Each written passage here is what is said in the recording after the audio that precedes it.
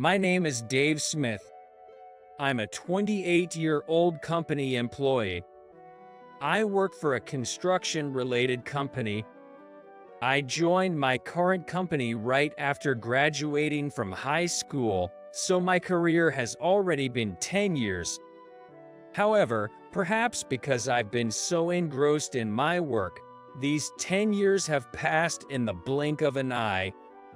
I love my job because I have a dream that I want to fulfill through my work.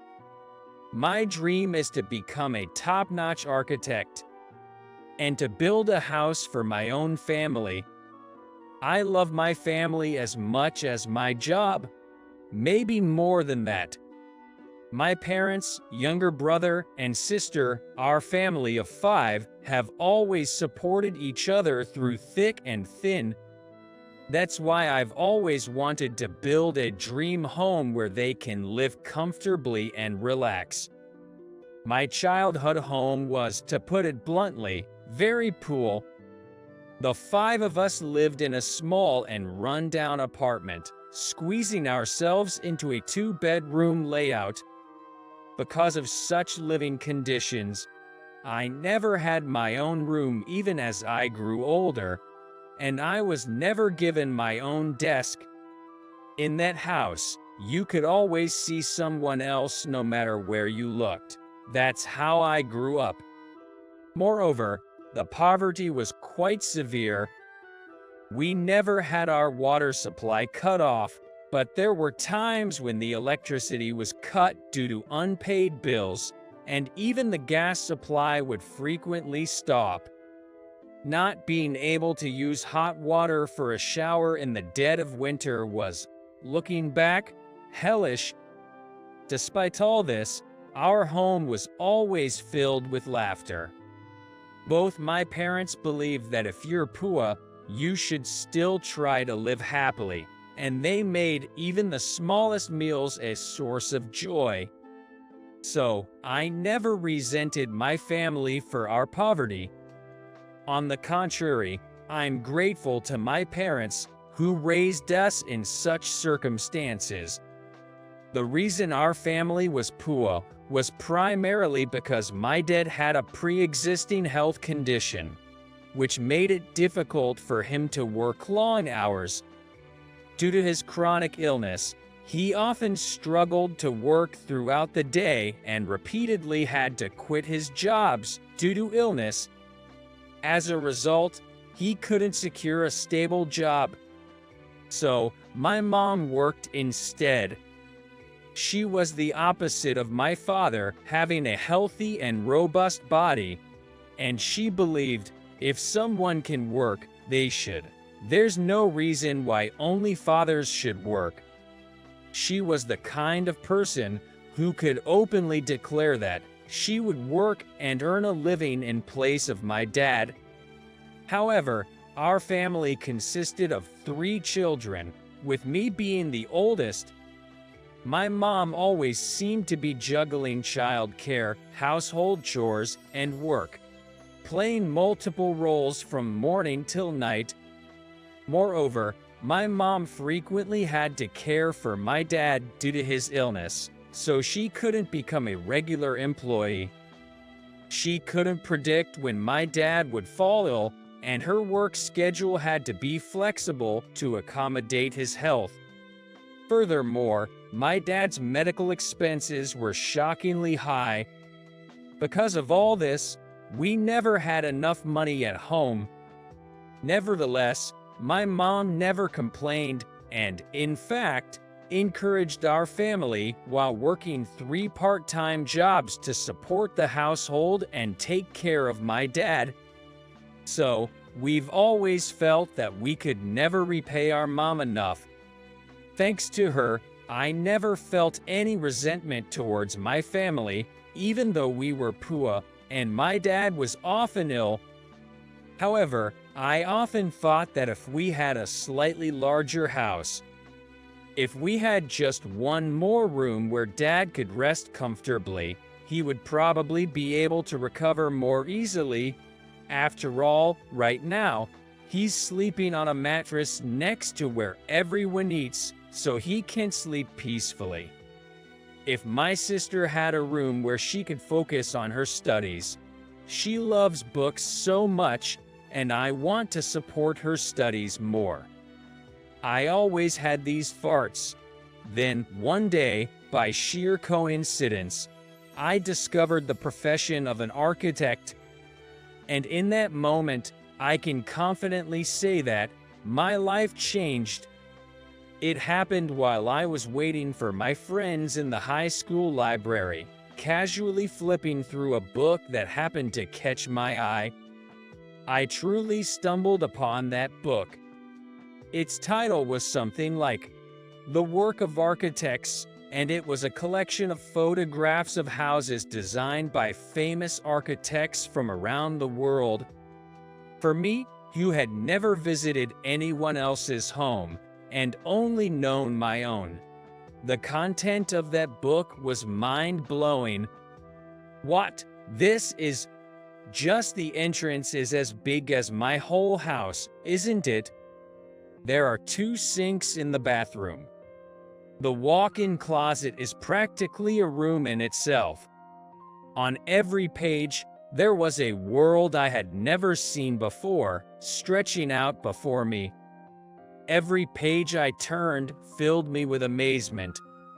Each one featured layouts, furnishings, and rooms I had never seen before.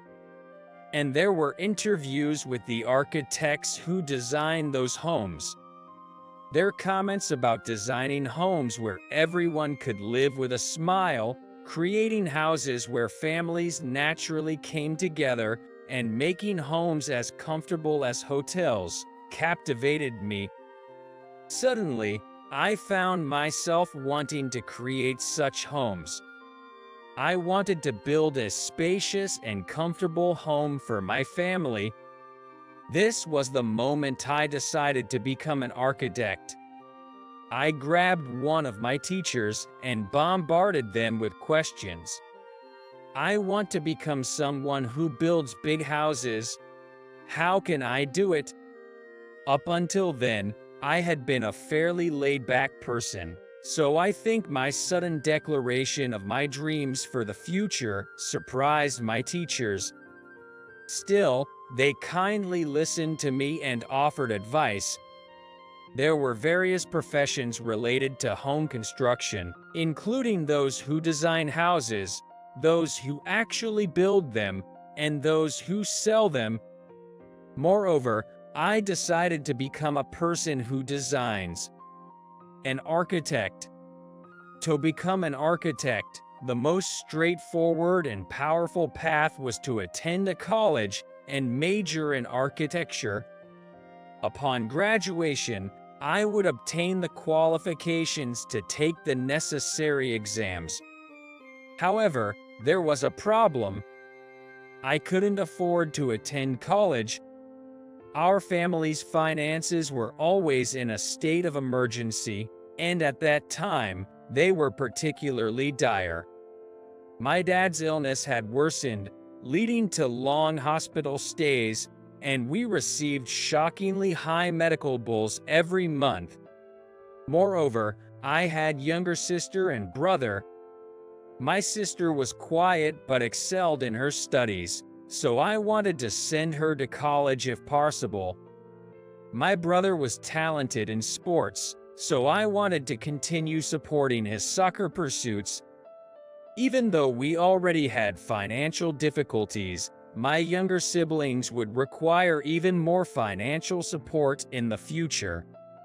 In this already financially strained situation, I couldn't possibly say that I wanted to go to college when I had no exceptional talents. Therefore, I decided to start working immediately after high school. However, my mom seemed to have noticed my interest in architecture, even though I secretly read architecture magazines. Dave, don't you really want to go to college? What? You know, I can still take on more part-time jobs.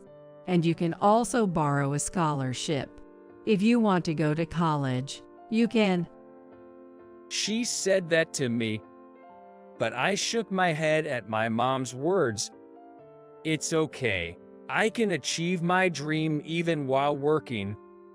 Afterward, my mom encouraged me to go to college several times, but I firmly declined the idea of going to college. The company I joined was a mid-sized general contractor. Originally, they didn't hire high school graduates as new employees, but my high school teacher, who knew about my dream, went out of their way to visit the company and asked them to hire me. You have found a dream you want to pursue? It's no big deal to go and ask for it. The teacher said, smiling, and then added with a serious expression, You can become an architect without going to college. Work at this company for at least 10 years. Gain practical experience, and you'll qualify for the licensing exam. In the meantime, study harder about construction and architecture than anyone else. You can do it, so give it your all. Even though the teacher wasn't my homeroom teacher, they encouraged me like that.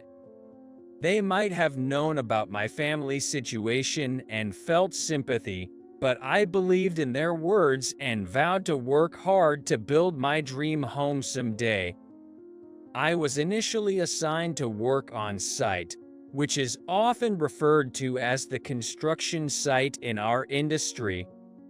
At the company's entrance ceremony, my fellow college graduated employees were all assigned to work at the headquarters. I, a high school graduate, was the only one sent to the construction site. I thought that once I started working at the company, I would wear a suit, use a computer, and do office work. But my expectations were immediately shattered. Instead of a suit, I wore work clothes, and I had to carry heavy materials, perform security duties, and even run errands for my bosses. It was a completely different job from what I had imagined. Every day, I would finish work drenched in sweat, and my work clothes would be covered in dirt. Riding the commuter train among people in suits while looking like that was tough. Even for someone like me, you didn't pay much attention to details. Furthermore, since I didn't know much, I was scolded by my bosses frequently, and there were countless times when I had to grit my teeth and hold back tears. Hey Dave, what are you doing? You'll ruin it if you put the materials there. Use your head a bit. Dave, move all these iron pipes over there. You'll skip lunch until you're done. Even though they said unreasonable things, I worked desperately and endured it. I could persevere because I had my family waiting for me at home.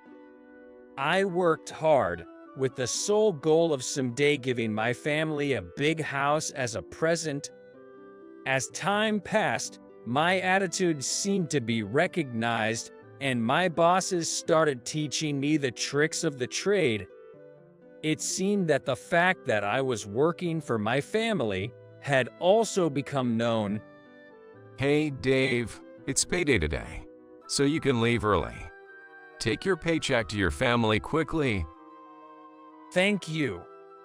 Dave, there's a boxed lunch as a treat today. Any leftovers are yours. Eat it yourself or take it home. Do as you like. Really, thank you very much. They started showing consideration for me like that. Even though my family was still struggling despite my earnings, my dad's condition had stabilized a bit. My sister was able to aim for college, and my younger brother became a high school student. Despite being pushed hard every day at work on the construction site, I was able to persevere because I had great bosses, a beloved family, and a dream. After spending 3 years on the construction site, building a solid foundation, I was transferred to the company's headquarters. My bosses on the construction site were genuinely happy about my transfer. Even if you have an office job wearing a suit, don't forget what you've learned here. Architecture can't exist without a job like we do. Remember that our work on site is essential for design and sales. Understood. Thank you so much. I was then assigned to the sales department, but on the first day, I felt like I was in a completely different world. I had no idea about so many things, from answering phones to greeting people, especially struggling with the use of polite language. Even though I used polite language with my bosses, I had been getting by with a simple yup for the most part. However, in a job where I had to wear a suit, no one said yup. I was completely bewildered by the sudden shift from manual labor to mostly sitting at a computer job. Moreover, everyone around me was a college graduate, and it seemed like they would never do field work in their lives. Some of my colleagues already held qualified architect licenses, and I didn't even have the qualifications to take the exam yet. I couldn't help but feel a sense of frustration. If only I had been able to go to college. Despite the inevitability of the situation, I sometimes felt a sense of injustice about the detour I had to take, and I couldn't help but envy my college-educated colleagues. Still, driven by the determination to achieve my dream, I clenched my teeth and persevered. One day, as I was leaving home to go to work, I found a letter in the mailbox. I usually didn't pay much attention to mail, but this one was sticking out about halfway, so I picked it up out of curiosity. It was an anonymous letter. Feeling suspicious, I opened the letter, and it contained a mysterious message. "Dave Smith, your dream is drawing near." I read the letter multiple times, trying to understand its meaning. However, no matter how much I thought about it, I couldn't fathom who sent the letter or what dream it was referring to. Nevertheless, thanks to that letter, a small glimmer of hope sprouted in my heart. From that day on, I began to look forward to going to work.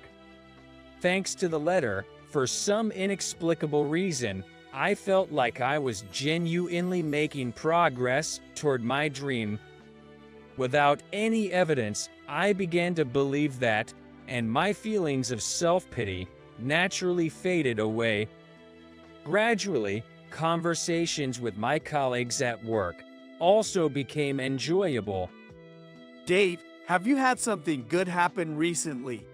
You seem to be in high spirits. Well, you see, I received a mysterious letter. It inspired me to work hard toward my dream. A mysterious letter? That sounds interesting. Maybe something amazing is about to happen. I hope so. I don't even know who sent it. It would be nice if there were some clues. When I talked about the letter, my colleagues naturally shared their own dreams and hopes. As we discussed each other's dreams and hopes, we naturally grew closer. I started to look forward to talking about our dreams. Encouraged by the cryptic words in the letter, I felt that I needed to take the necessary steps to make my dream come true. Until then, my life had been all about exhausting work and coming home to sleep. But now, during the day, I work at this company, and at night, I devote myself to studying to become an architect. My colleagues supported me in my efforts. Dave, if there's anything you don't understand, just ask. Sure, thanks. I wanted to ask you about this page. Balancing work and late-night studying was sometimes tiring, and I would get sleepy. However, the words in the letter gave me strength. Several years later, I finally passed the second-class architect exam. At that moment, I felt that everything was worthwhile. I did it. My next goal was to become a first-class architect. After obtaining the qualification, I was transferred to the design department. Although I had to learn many things from scratch, I gradually began to participate in design work. My colleagues were kind-hearted people, most of whom held architect licenses, and some even had first-class architect licenses. Conversations with my colleagues became enjoyable. Dave, are you aiming for a first-class architect license next? Yes, I am. At this point, I'm determined to obtain it. I have a feeling you can do it. Dave, we're here to support you, so keep up the good work. From then on, I continued to work and study diligently, all for the sake of my family. My mom, who worked from morning to night, even past the age of 60. My dad, who lived brightly despite recurring illness. And my dear sister and younger brother. And there was one more family member, my wife, Emily. I married Emily shortly after being transferred to the design department. Emily and I had been in a relationship since our days, working on construction site together. She had a cheerful and kind personality, and she had always supported me. Working in a suit isn't impressive at all. Dave, who works hard, is really cool. I never had the luxury of living on my own and had always lived with my family, but Emily understood my family and my home environment. It's not easy to start working for your family right after high school. Education doesn't matter, and you are a wonderful person. Saying that, Emily came to my small apartment to fold laundry and take care of my dad when my mom couldn't due to work commitments. And when I passed the second-class architect exam, she said, "Congratulations. Next is first class, right? I want to help in any way I can to make your dream come true." And married me. I'm so lucky to be able to marry such an amazing woman. As I savored this joy, something even more surprising happened. It turns out the room that Emily found for our new home was right next to my family's place. The apartment had deteriorated over the years, so we were able to rent it immediately. You don't have to be extravagant just because we're newlyweds. Besides, this way, your family is nearby, and it's reassuring. Emily quickly became close to my family, and my younger sister and brother were very fond of her, treating her like a real sister. I had a wonderful family, a fulfilling job, and I was truly a fortunate man. But there was one thing I was not fortunate with. It was my boss. Manager Brown from the design department had been unusually harsh on me from the beginning. Now that I think about it, when I was assigned to the department, hey, what's HR thinking? A high school graduate like him won't be of any use. Brown, with a belief that educational background was everything, appeared to truly look down on me for being a high school graduate. One day, he was visibly frustrated due to some issue that didn't go his way. Suddenly, he noticed my presence and approached me with a sly grin. Dave, I hear you have experience in construction sites. Maybe that's more suitable for you as a high school graduate. Being an architect requires a good educational background. You know, I doubt you can handle that job in the first place. Then, As if a thought had just occurred to him, he continued, Well, let's give it a try. I'll add you to the new project's design team. I'll give you a chance to improve your skills, so give it your best shot. I felt grateful for his words and overlooked his previous behavior. But it seemed that he was enjoying this situation maliciously. This project was a big one. Even Brown himself was involved, and it was like staking the company's future on it. Finally, being part of the project filled me with excitement, and I hurried home to report to Emily. I finally earned their recognition as a capable individual. Emily was genuinely happy for me, responding, Congratulations. Do your best. However, my joy was about to be brutally shattered.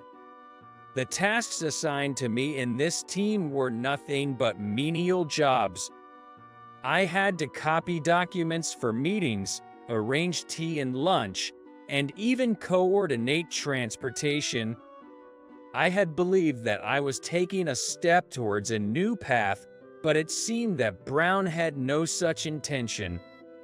During meetings where representatives from other companies were also present, Brown would deliberately point out my mistakes, verbally abuse me, and narrow his eyes while laughing.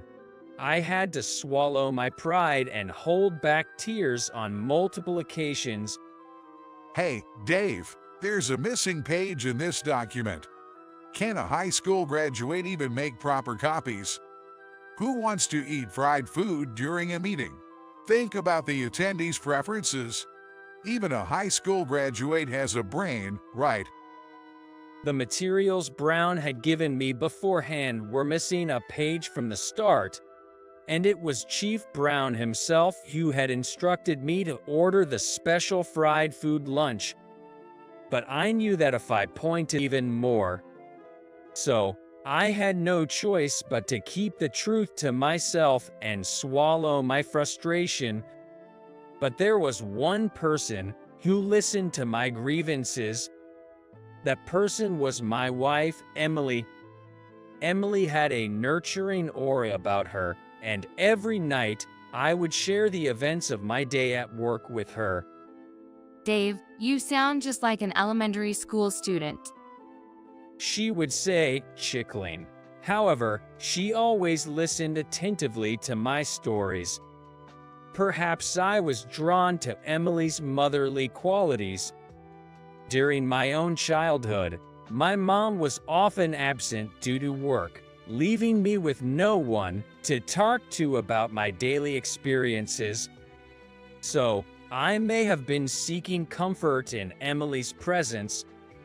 That manager, he asked for a lunch with lots of fried items to boost his energy. But when I opened the lunch box in front of everyone, he completely dismissed the lunch I ordered. That's really mean. But I'm sure he's just jealous of your talent. Keep working hard, and you'll show him. Her words gave me the motivation to persevere. However, his harassment only intensified as time went on. Then, one day, a major incident occurred. It was the day of a crucial project meeting at our company. Representatives from other companies participating in the project were gathering, making it a hectic morning. I was still in my role as an errand boy, busy setting up the meeting room, preparing documents, and handling various small tasks. Despite the already busy schedule, Brown suddenly decided to change some of the documents at the last minute, creating even more chaos. After finally finishing the preparations and waiting for the team members to arrive, I noticed something unusual. The paper bag I had brought with me had mysteriously disappeared. I distinctly remembered bringing it and placing it on my desk that morning. I searched the area around my desk and checked my colleagues' desks, but it was nowhere to be found. Moreover, the bag contained something precious, and I had no reason to leave it on the floor or put it on someone else's desk. I turned to a nearby colleague and asked, "Hey, have you seen the paper bag I had on my desk?" Yeah, I think I saw Brown take it earlier. "What? Brown? Why would he do that?" I'm not sure, but I saw him rummaging through the bag. Then he just took it with him. I had a bad feeling about this. I rushed to find Brown and asked him about the paper bag. "Manager, I need to ask you about something." He replied with words I could have never predicted. Oh, that paper bag. I saw that you held it carefully against your chest with both hands, so I thought I'd check its contents as your superior. Even though he was my superior, I couldn't believe he had the right to touch someone else's belongings without permission. So, I saw this really dull-colored thing that looked like trash. When I took it out, it turned out to be a hand-knit sweater. Yay, what I had brought that day was a sweater that my wife, Emily, had knitted. But you see, it was so poorly made and looked ugly, so I threw it away. Sorry. When I heard that, I was left in shock. Emily had spent a whole year knitting that masterpiece. I couldn't help but mutter, "You're in big trouble now." What? At that moment, someone walked into the room. Hey, there was this paper bag thrown in the outside trash, and I wonder what this is all about. Carrying the paper bag I had brought, the person said so with a stern expression. Oh, President. That's right. The person who had entered was Mr. Bloom, the president of our company. The president continued to inquire in a stern tone, Who in the world threw away this paper bag? It seemed that there was some connection between that paper bag and him, and Brown also seemed to have noticed. Brown stumbled over his words for a moment. But since everyone in the room had witnessed the exchange between me and him, he couldn't really claim ignorance. With a forced smile, Well, this paper bag was the one Smith brought here. When I checked inside, it looked like some kind of sweater. But the stitches were all messed up and it was ugly. So I went ahead and threw it away. Seeing Brown, who was grinning and explaining like that, the president's expression became even more severe. So, in other words, you threw someone else's belongings away without even informing. Well, you see, it was for the sake of the company. For the sake of the company. Yes, you see, wearing such an ugly and tasteless sweater at the company would undermine our company's dignity. Then, the president said with a stern tone, I apologize for having a bad taste. With a puzzled expression, Brown looked up at the president, who was staring at him intensely. This is a sweater that my niece knitted for me. I don't think it's your place to criticize it. Your niece? But why did Smith have it? I looked straight at Brown and said, Because she's my wife. What? The truth is, Emily is the daughter of the president's younger brother. Her real parents passed away in an accident when she was still very young. So, the president practically raised Emily as his own. However, the president himself had 3 children, which made life not particularly enjoyable for Emily. Despite the wealth, Emily had a tough time growing up, always feeling like she had to be careful and not overstep. growing up without her biological parents and not knowing what it's like to have a family, made her truly appreciate our family when she became a part of it. Over time, she developed a deep sense of gratitude towards him for being her guardian. As a way to express her gratitude, Emily worked tirelessly on knitting a sweater. She even called him directly yesterday to convey her feelings. I know it's not very well made, but I knitted a sweater for you. Uncle, you've always had problems with the cold, so I wanted to help keep you warm. I could hear President's voice cracking with emotion as he repeatedly said thank you over the phone. Both Emily and I were in tears. However, against all odds, that sweater ended up being discarded by Brown. The President's voice was filled with utmost anger as he continued. I'm not angry because it's a gift from my niece. I'm upset because there's someone in this company who would do something as despicable as throwing away someone else's belongings. In other words, you can understand what I mean, right? What do you mean? The President turned away from Brown without saying anything and faced me. I thought I had been keeping an eye on you, but I see that you've been treated terribly. I'm sorry for not noticing until now. I tried to stop the President from apologizing suddenly. No, please don't apologize. I have my own way of dealing with this, and I want to show Manager Brown that I can handle it. The President seemed momentarily surprised, but he must have heard from Emily that I was aiming to become a first-class architect. He smiled right away. You're right. I've heard good things about you from the site supervisor, and I believe in you. The President placed his hand on my shoulder and said it with conviction. Then, he turned back to Brown and delivered a stern message. I underestimated you. I'll decide on the future in the next few days. Brown was still in a daze. Yes. In the end, during the project meeting that day, Brown remained in a dazed state throughout. No matter what question he was asked, he could only respond with, "What? Oh, ah." His responses only served to frustrate his interlocutors. In the midst of it all, I was able to provide clear answers to all the questions in place of him. Even though I had only been doing odd jobs for the project, I had secretly been studying all the materials and researching the ones I thought were necessary.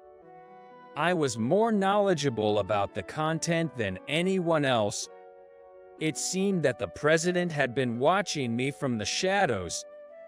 At the end of that day's meeting, I was called in by the President and received unexpected words. You have potential. You should be more involved in this project. Starting tomorrow, you'll take over as the leader in place of Director Brown. Then the President added, Please convey my thanks for the sweater to Emily. And by the way, you've found yourself a good wife. From the next day, I got involved in the project as the leader, and we managed to complete the building in 1 year. I was worried if my sudden appointment as leader would be accepted by my colleagues, but it seemed like everyone had been observing my efforts all along. Dave, you can do it. We'll support you properly. So give it your best. Work became hectic all of a sudden, but thanks to my continued studies at night, I managed to pass the Architect First Class examination. At that time, Emily smiled and told me, It turned out just as the letter said. I was the one who sent it. Shortly after that incident, Brown was transferred to the site where I was working. However, Brown, who had never worked in anything other than a suit, apparently couldn't adapt. He resigned, and nobody knew what happened to him afterward. Finally, with a little more free time on my hands, I'm working towards realizing my dream. It's a building home for my family. Once the house is completed, we can start a new life in a new place. I'm excited about creating a new place to protect my family's happiness